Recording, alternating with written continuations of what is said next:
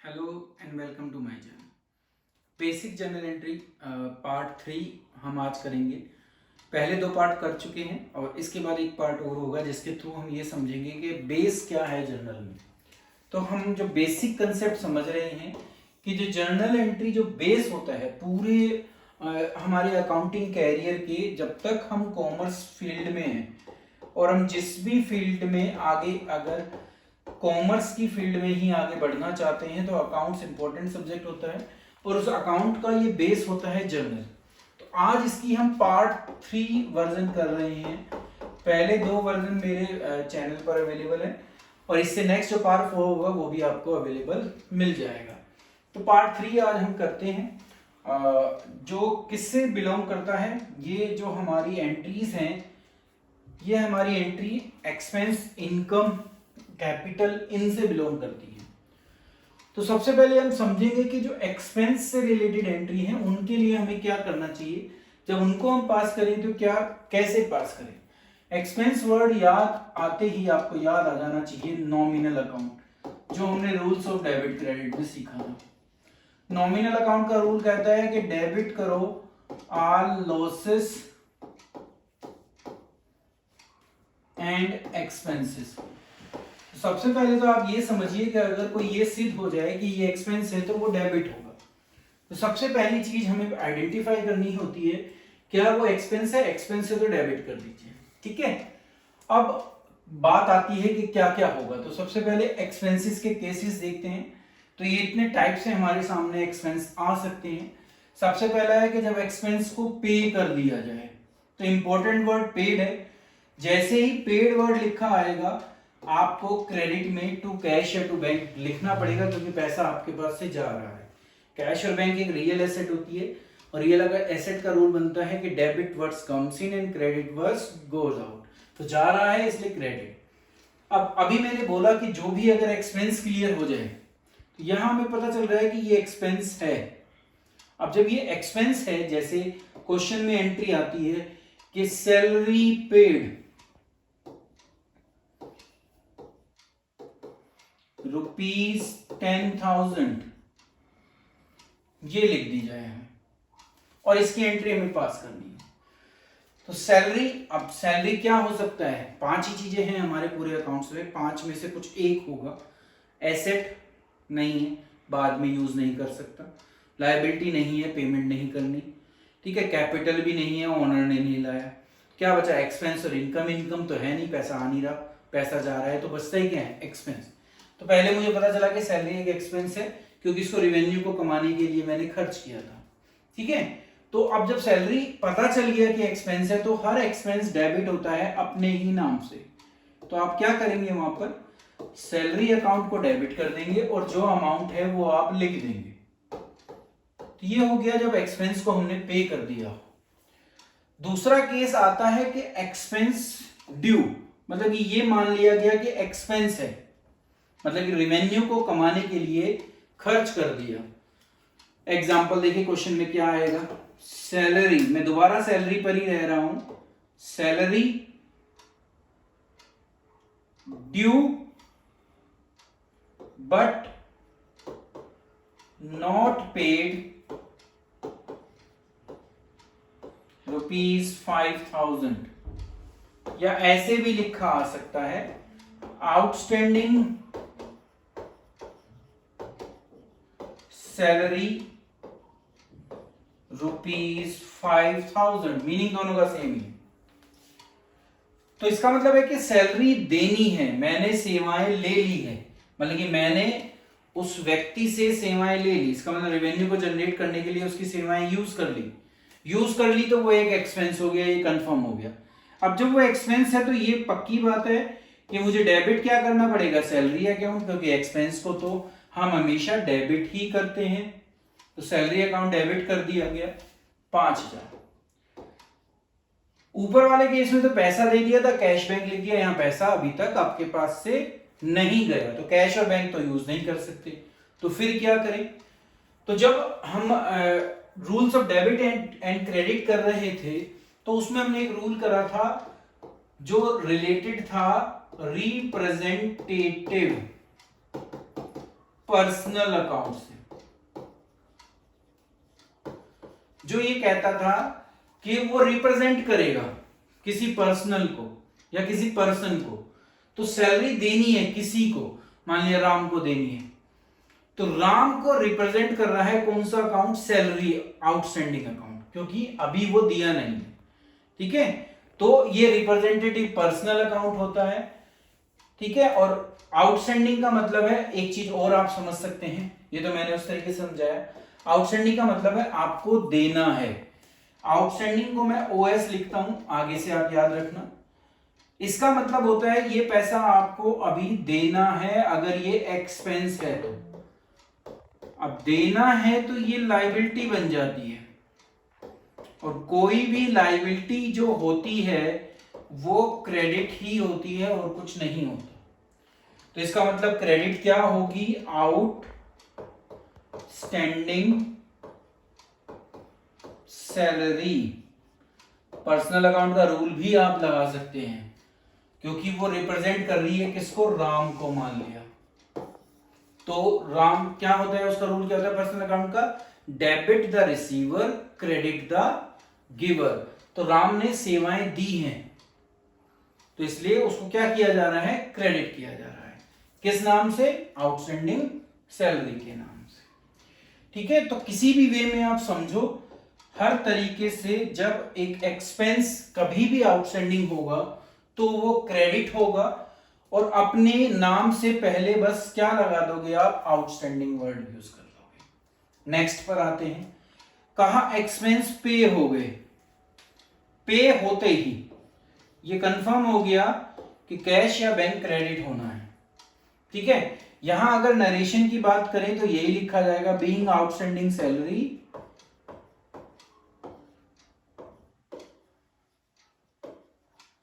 ₹5,000, वहां लिखोगे being salary paid. ठीक है, यहां भी आपने पेमेंट की है, क्वेश्चन बन गया कि salary for the month of April 2020 paid in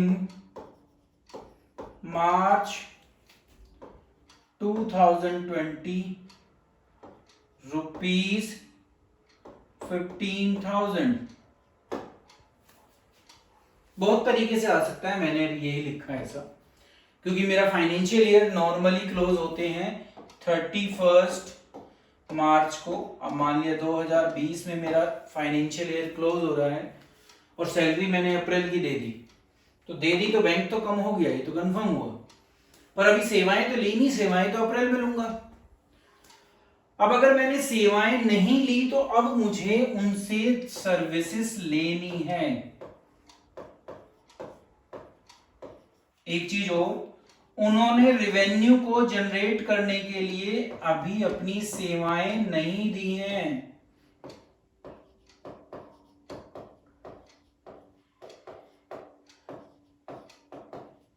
तो जब उन्होंने अपनी सेवाएं रेवेन्यू को जनरेट करने के लिए नहीं दी हैं, तो उसको मैं एक्सपेंस ट्रीट नहीं कर सकता, नहीं कर पाऊंगा। इसलिए मैं यहां पर सैलरी अकाउंट जो मैंने इसमें और इसमें लिखा है नहीं लिख सकता। मुझे उसके आगे एक वर्ड यूज करना पड़ेगा जिसको हम प्रीपेड कहते हैं, क्योंकि आपको अब उसके बदले में कुछ मिलना है, मैंने आपको बता दिया है, तो वो आपकी एक एसेट बन जाती है प्रीपेड। और जो भी एक्सपेंस है उसका नाम, मान लिया सैलरी है तो सैलरी। ठीक है, तो प्रीपेड सैलरी और 15,000।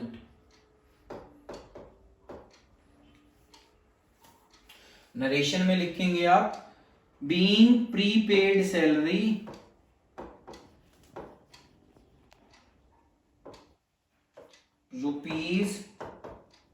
₹15,000।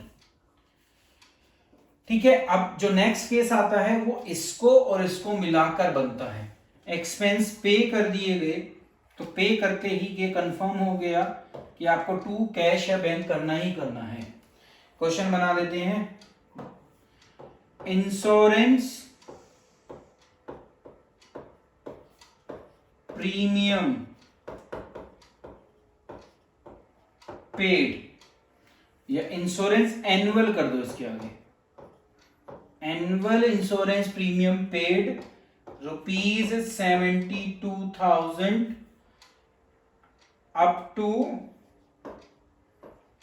September 2020 financial year end on 31st March 2020।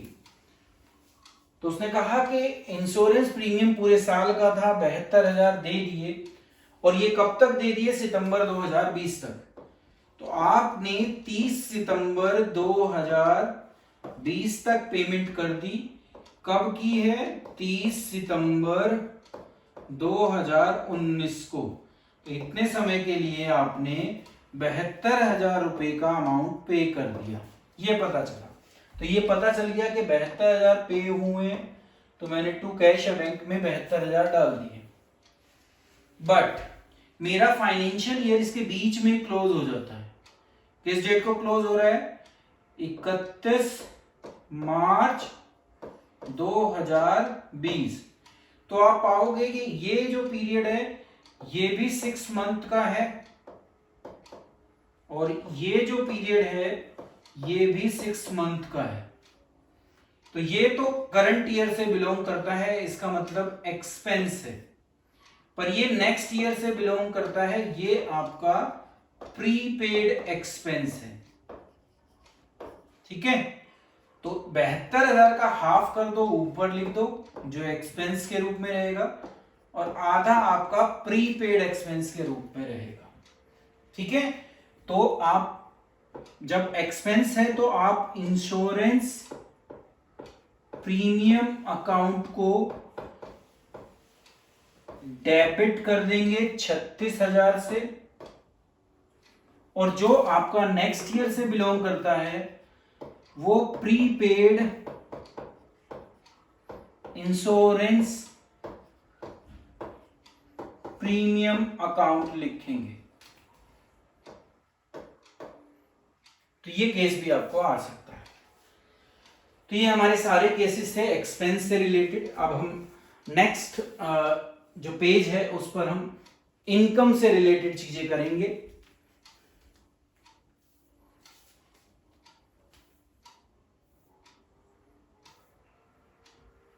ये आ गया हमारा इनकम का पेज।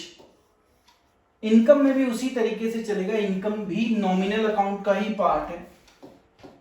नॉमिनल अकाउंट में कहा गया है कि डेबिट करो सारे एक्सपेंस को और क्रेडिट करो ऑल इनकम एंड गेन या प्रॉफिट, कुछ भी कह लो। तो आपको क्रेडिट करना है जब भी कभी इनकम होगी, और क्योंकि ये इनकम है तो आपको हमेशा रिसीव्ड होगी। रिसीव्ड होगी तो आपके पास डेबिट में कैश या बैंक से पैसा भी आएगा। तो जब भी वर्ड रिसीव्ड यूज होगा, देखिए कहां हुआ, यहां यूज हुआ, यहां रिसीव्ड यूज हो रहा है, यहां रिसीव्ड यूज हो रहा है। तो तीनों ही केसेस में आप पाओगे कि आपके पास पैसा आ रहा है। ठीक है, अभी क्वेश्चन बनाकर हम इसको सॉल्व करेंगे। सिर्फ यही एक ऐसा केस है जिसमें पैसा नहीं आया, आउटस्टैंडिंग है, तो इसलिए यहां पर कैश नहीं आएगा। ठीक है, तो अब क्वेश्चन बनाकर सॉल्व करते हैं। देखिए जैसे यहां पर मैंने लिखा कमीशन रिसीव्ड,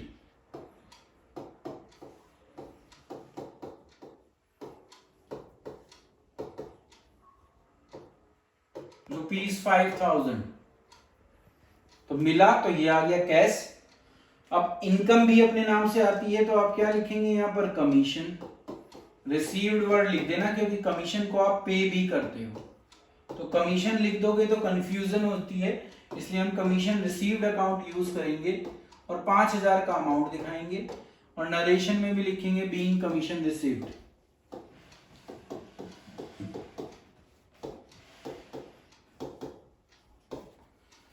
दूसरे केस में क्या हो रहा है कि आपको मिलना तय हो गया, मतलब कि आपकी इनकम निश्चित हो गई। ये निश्चित हो गया कि ये आपकी इनकम है, ठीक है, ये कंफर्म हो गया।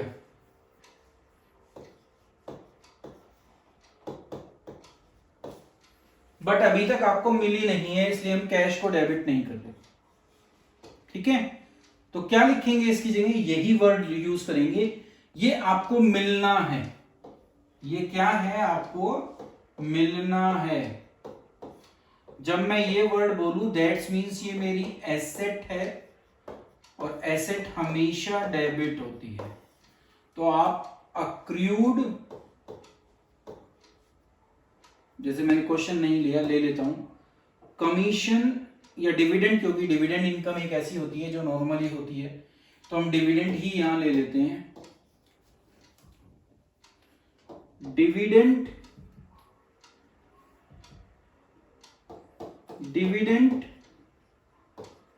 Of ₹10,000 accrued but not received, अभी तक आपको मिला नहीं है। ये कंफर्म है, इनकम हो गई। इनकम हो गई तो इनकम अपने नाम से हमेशा क्रेडिट हो जाएगी। तो आप यहां पर डिविडेंड रिसीव्ड अकाउंट क्रेडिट कर देंगे 10,000 से, और यहां अक्रूड डिविडेंड इसके आगे लिख देंगे। इनकम के आगे अक्रूड वर्ड लगाने से वो मेरी एसेट बन जाएगी, क्योंकि ये आपको मिलना है। इस तरीके से हम दिखा देंगे इसको।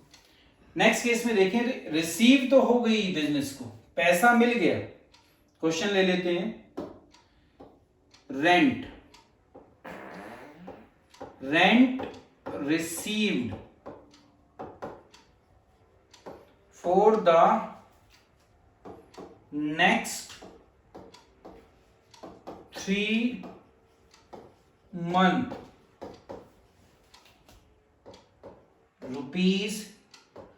₹50,000।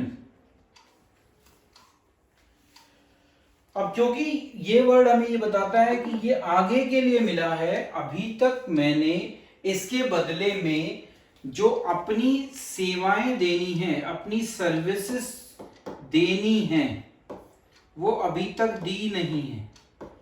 तो ये अभी देनी है। जैसे ही मैं ये वर्ड पढ़ता हूं, मुझे पता चल जाएगा कि ये मेरी लायबिलिटी है, मुझे अभी इसके बदले में सेवाएं देनी है। तो इसीलिए पैसा तो आ जाता है आपके पास, कैश अकाउंट से आपके पास 50,000 रुपए तो आ जाएंगे, ठीक है, बट इनकम नहीं बनी। जैसे ये बन गई थी, जैसे ये बन गई थी, तो आपको क्या लिखना पड़ेगा, income received in advance. Income का नाम क्या है, रेंट। तो आप यहां लिखोगे rent received in advance. Narration में भी आप यही लिखेंगे, 50,000 रुपए।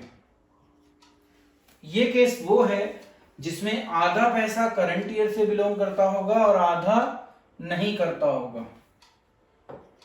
जैसे रेंट फॉर द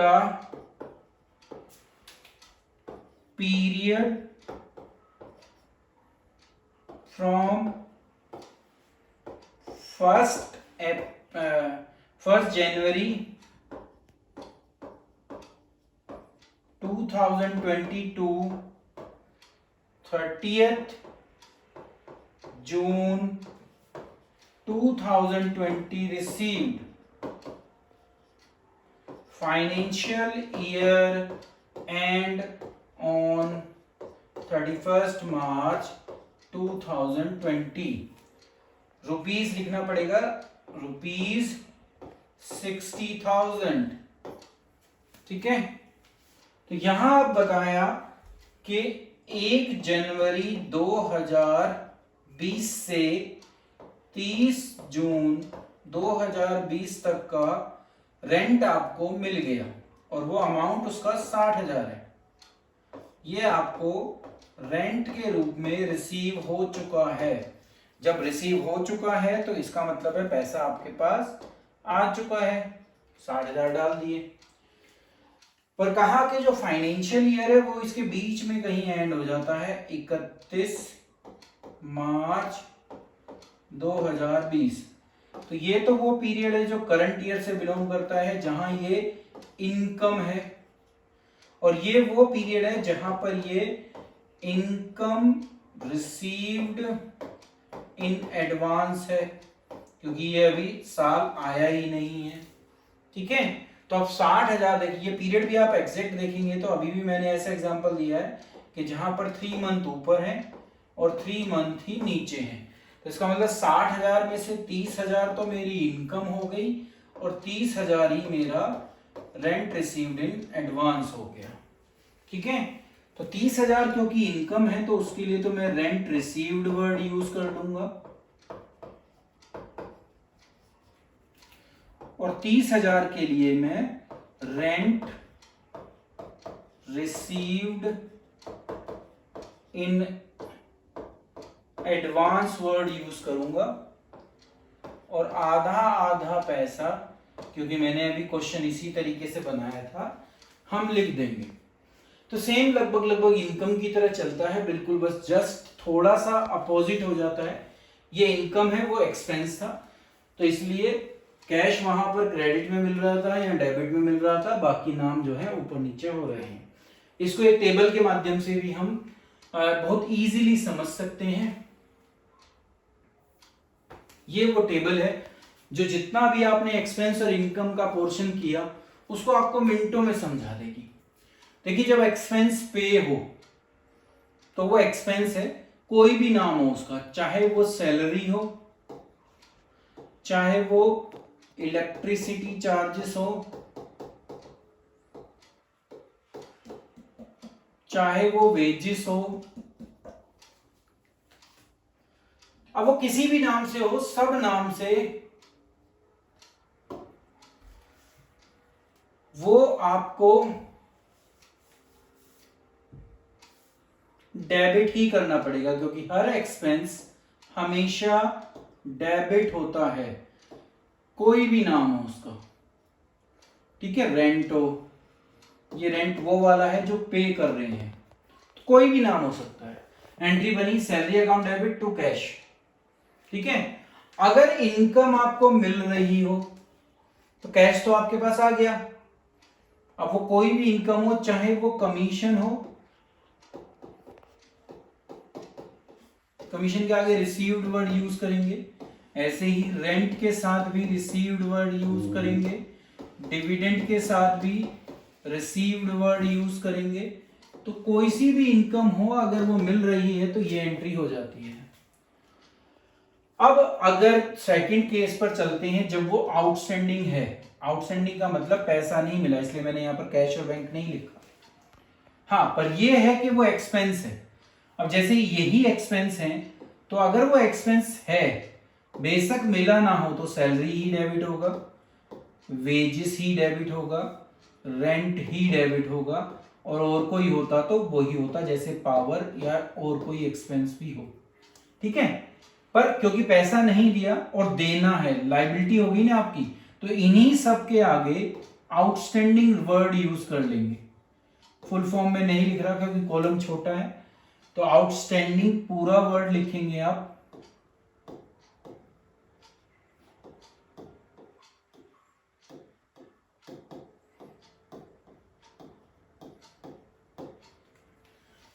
और अगर इनकम अक्रूड हो जाए, क्योंकि इनकम हमेशा अक्रूड होती है, आउटस्टैंडिंग नहीं होती। ठीक है, तो क्या करेंगे, देखिए इनकम है ये पक्की बात है, मतलब कि कमीशन है तो वो है, मिली है नहीं मिली है वो एक अलग बात। तो आप कमीशन रिसीव्ड, रेंट है तो रेंट रिसीव्ड, और अगर डिविडेंड है तो डिविडेंड रिसीव्ड। ठीक है, मिला नहीं है वो एक अलग चीज है, पर ये पक्का हो गया कि मिलना है। अब जब मिलना है तो आपकी एसेट बन गई, इसलिए डेबिट होगी। आगे वर्ड हमेशा बस एक्रूड लग जाएगा, तो अक्रूड कमीशन रिसीव लिखेंगे आप,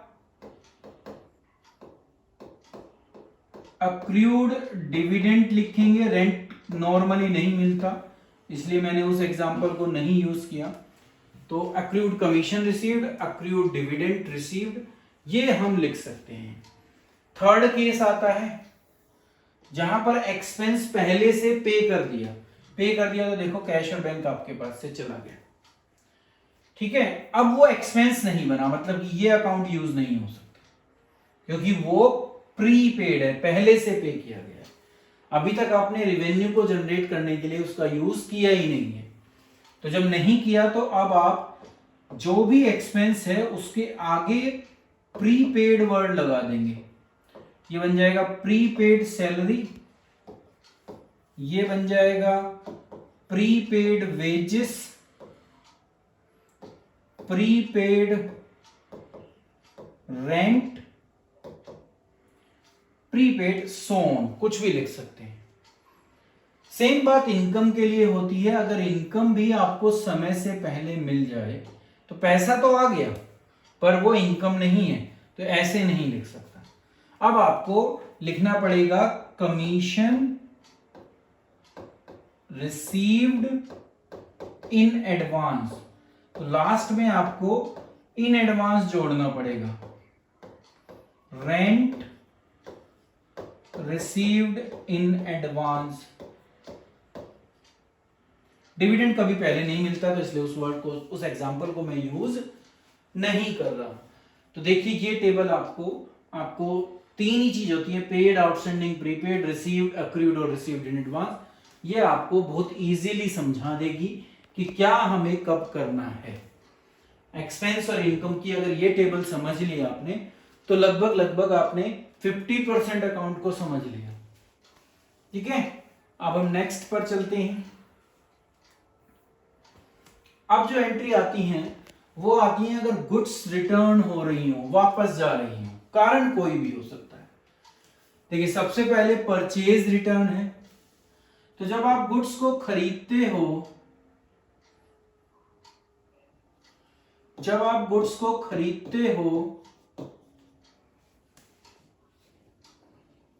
तो आप इसको डेबिट करते हो।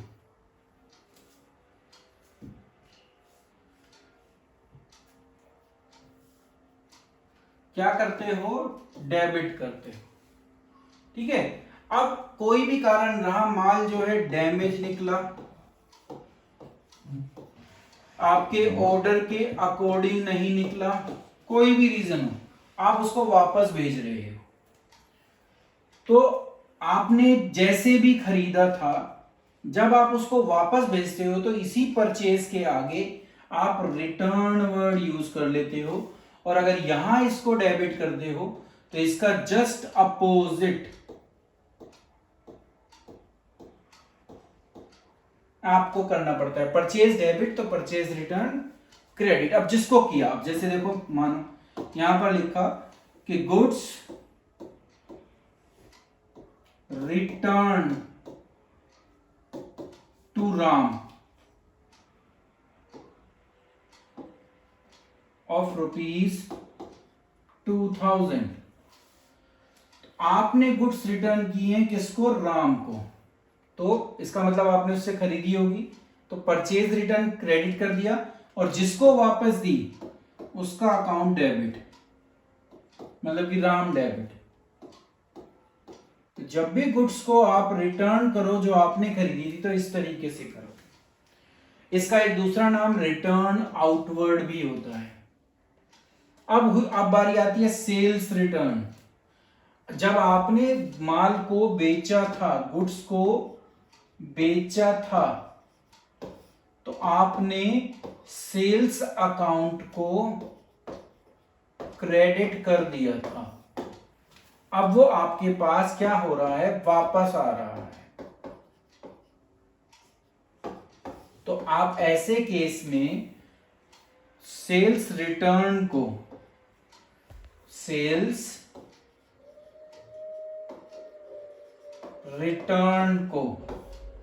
जो यहां किया था उसका जस्ट अपोजिट करोगे,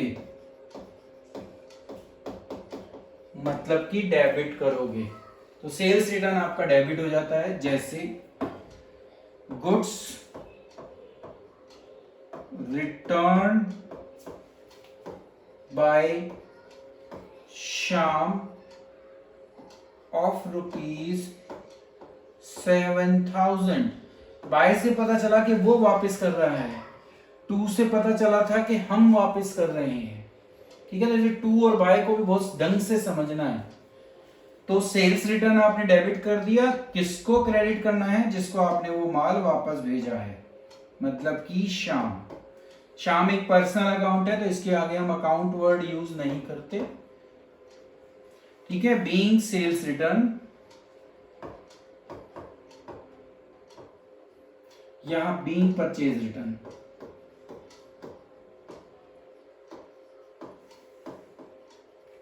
तो ये हमारा है, अगर गुड्स हम वापस भेजें, रीजन कोई भी हो।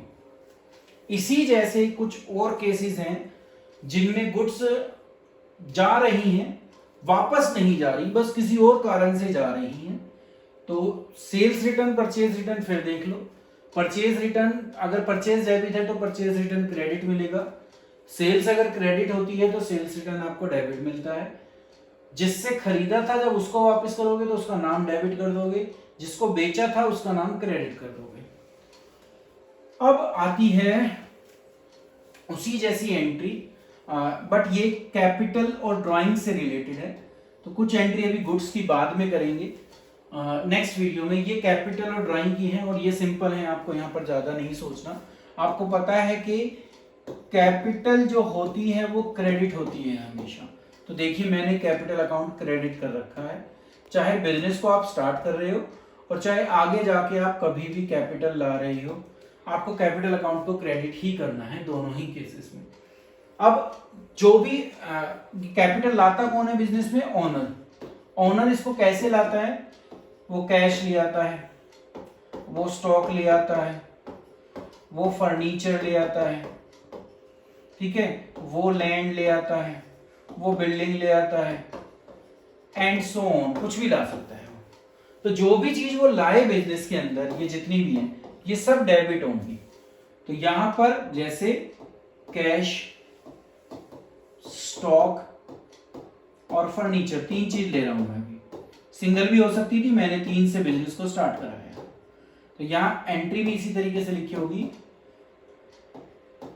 Started business with cash ₹1 lakh, stock ₹50,000 and furniture ₹20,000। तो ये तीनों चीजें हमने यहां पर डेबिट कर दी। 1 lakh, 50, 20 और 170 कहां डाल दिया? कैपिटल में। भविष्य में वो कभी भी एडिशनल कैपिटल आए, लिखा हो कि ओनर या प्रोप्राइटर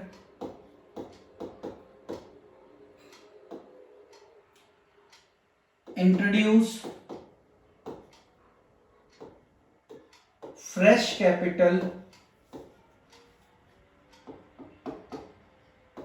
ऑफ ₹50,000 इन कैश। तो देखिए, फिर वर्ड लिख दिया कैश, आप कैश को डेबिट कर दोगे, कैपिटल अकाउंट तो क्रेडिट होना ही होना है। तो ओनर जब भी बिजनेस में कुछ भी लाएगा वो कैपिटल में जाएगी और डेबिट जिस रूप में ला रहा है वो हो जाएगा। अब जब कभी वो विड्रॉ करे, पैसा विड्रॉ भी तो करता है, जैसे लिख दिया कि proprietor withdraw cash of ₹10,000 for his personal use. तो हमें पता है कि anything which is withdrawn by the proprietor for his personal use, drawing को डेबिट करते हैं। वर्ड कैश लिखा है तो आप यहां पर कैश अकाउंट को क्या कर देंगे? क्रेडिट कर देंगे, और आपका अमाउंट है 10,000। तो इस तरीके से जब ओनर विड्रॉ करेगा तो ड्राइंग की ये एंट्री होगी, कैपिटल और ड्राइंग। फिर दो चीजें बचती हैं, वो है interest on capital and interest on drawing, उसी के साथ खत्म हो जाएगी, उसकी एंट्री पूरी की हुई है। बस मैं यहाँ लिख देता हूँ कि आपको क्वेश्चन में कैसा लिखा आएगा, लिखा आएगा कि interest on capital is charge at the rate of 10% per annum on capital of rupees 1 lakh। तो इसका मतलब ये है कि जो पार्टनर ने पैसा लगा रखा है, बिजनेस उसको इंटरेस्ट उस पर देता है कि भाई ये तो लायबिलिटी है, अगर मैं बाहर से भी लोन लेता तो उस पर भी मुझे इंटरेस्ट देना पड़ता, तो हम आपको भी इंटरेस्ट ऑन कैपिटल देंगे 10% की रेट से 1 लाख पर। तो जब ये इंटरेस्ट ऑन कैपिटल दिया जा रहा है तो ये फर्म का एक एक्सपेंस है। क्या है? एक एक्सपेंस। अब क्योंकि ये एक एक्सपेंस है इसीलिए देखिए आप डेबिट भी हो रहा है। अब 1 लाख का 10% अगर मैं निकालता हूं तो ये 10,000 आता है। अब ये 10,000 मैं उसको पे नहीं करता, मतलब कि ये जो है मैं कैश पे नहीं करता उसको, तो क्या होता है ये आपके कैपिटल में ऐड हो जाते हैं क्योंकि ओनर का ऑलरेडी पैसा कैपिटल के रूप में लगा होता है। तो एंट्री हो जाती है interest on capital account debit to capital account. अब आपने देखा कि ड्राइंग भी करता है पार्टनर, तो कंडीशन ये लगा दी आपको जो भी ड्राइंग करोगे उस पर इंटरेस्ट देना भी पड़ेगा। तो वहां लिखा होगा कि interest on drawing is charged at the rate of 5% per annum on drawing of rupees 10,000। ठीक है, यहां चार्ज वर्ड यूज नहीं होता कैपिटल में क्योंकि ये तो पे करना पड़ता है कंपनी को, तो बिजनेस यहां पर पेड वर्ड यूज करता है, इंटरेस्ट ऑन कैपिटल पेड।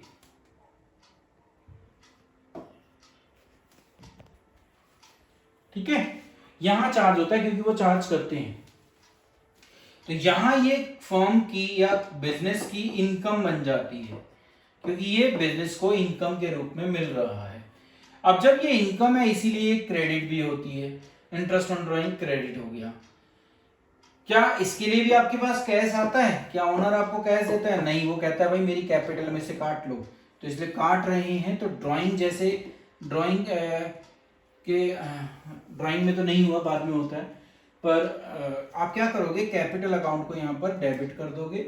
ठीक है, आप या इसको यहाँ पर आपका ड्राइंग का भी ऑप्शन है, आप ड्राइंग भी डेबिट कर सकते हो, पर वो सही नहीं लगता, इसलिए आप कैपिटल अकाउंट ही कीजिए। देखिए कभी भी ओनर की कैपिटल बढ़ेगी तो क्रेडिट होकर बढ़ेगी, घटेगी तो हमेशा डेबिट होकर घटेगी। तो जब इंटरेस्ट ऑन ड्राइंग का केस हो तो आपको कैपिटल अकाउंट को डेबिट करना है और इंटरेस्ट ऑन ड्राइंग को क्रेडिट करना है। 10,000 का अमाउंट और 5% उस पर लगना है। तो 10,000 पर अगर मैं 5% निकालता हूं तो ये 500 रुपये आता है। तो आप देखोगे लास्ट की दोनों एंट्री में कैश का कहीं भी यूज नहीं है। यहां आपने देखा था जब अकाउंटिंग इक्वेशन भी हमने किया था, अकाउंटिंग इक्वेशन में भी यही हो रहा था इन दोनों केस में कि कैपिटल जो है प्लस भी हो रही थी और माइनस भी हो रही थी। इंटरेस्ट ऑन कैपिटल के केस में क्या होता था कि इंटरेस्ट ऑन कैपिटल फर्म का एक्सपेंस है इसलिए माइनस हो रही थी, क्योंकि एक्सपेंस किसको बियर करने पड़ते हैं?